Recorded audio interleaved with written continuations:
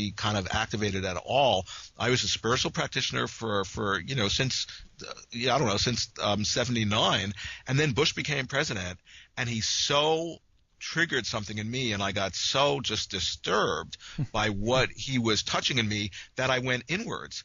And that was how I discovered, what I wrote about in my whole book, that, he's actually an embodiment of my own madness, of my own ignorance, and not just of me, but he's the incarnation of this quality of madness and ignorance and pathology in the collective unconscious. But the point was all of a sudden I began, by just following my process, I actually stepped into this figure of like this spiritually informed political activist. And I think it's helpful for people to frame, wow, if by them just like following wherever their intuition is like, kind of guiding them, that they are in a way becoming the modern day shamans. Yes. I think that's a very good point, and the idea also that if the purpose of art is to awaken something within or what have you, then there really isn't anything that isn't art. There's kind of nothing that defines that this is art and this isn't or whatever. It's more like doing whatever it is that you want to do in order to help to awaken people, Mm-hmm. Yeah, and then that speaks of the importance of just following one's intuition and following one's particular process and guidance. Yes. Like I can't tell anybody else what they should be doing, because that I have no authority in that way. The only authority, right. I'm the author of my own experience.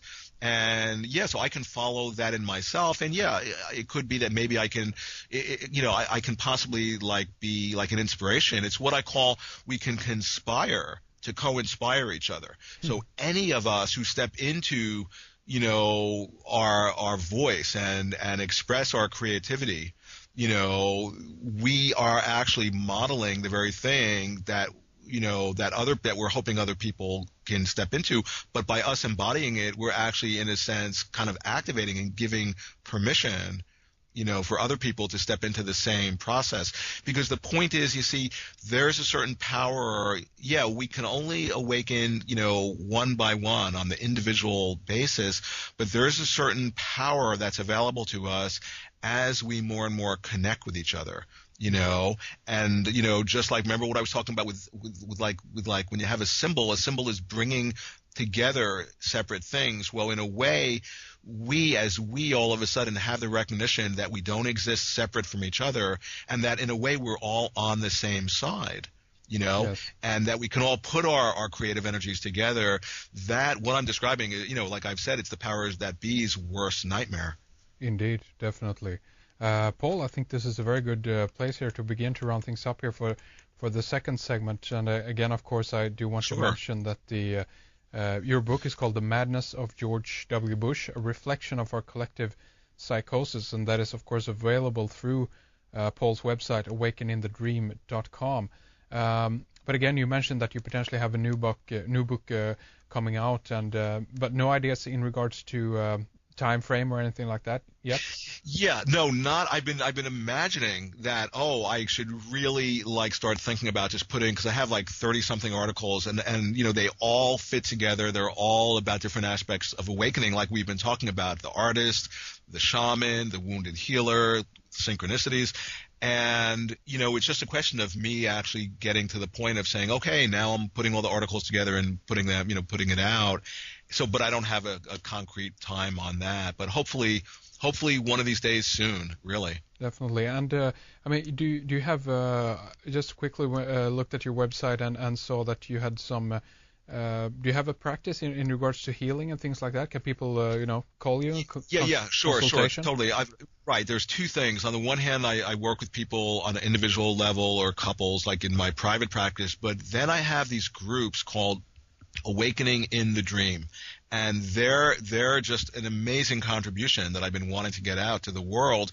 And what they are is basically, if you can imagine, bringing people together who are awakening to that this is this mass shared dream that we're having. And, imagine like maybe, 12 people, and I have them all throughout the week. Like I have one tonight, and we have no agenda other than just being present and following the dreaming that's unfolding through us. And talk about creating this like field for like synchronicities to happen. I mean, it's changing people's lives. It's like, It's helping to transform people's whole process.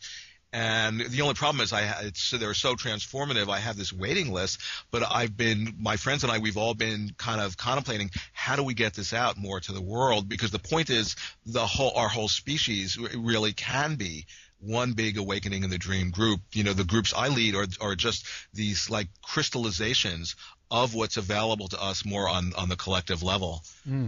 Very interesting. Yeah, so that whole thing is a whole other discussion that I would love to get into more, but that's just the awakening in the dream groups.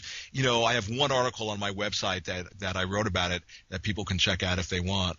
Definitely, and up there is Paul's email address and a few other things as well if you want to get in contact with Paul about that. And again, we'll have these links, of course, links up on Red Eye, so you can find it easy. But again, the website is awakeninthedream.com. Head on over there. Read a lot of the articles there and check out some of the other stuff that is up there for you.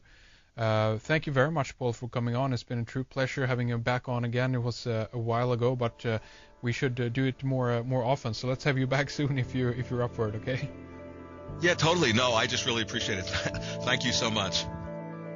That concludes our program with Paul Levy. Thank you very much for listening. My name is Henrik Palmgren. We'll talk more soon. Take good care of yourself.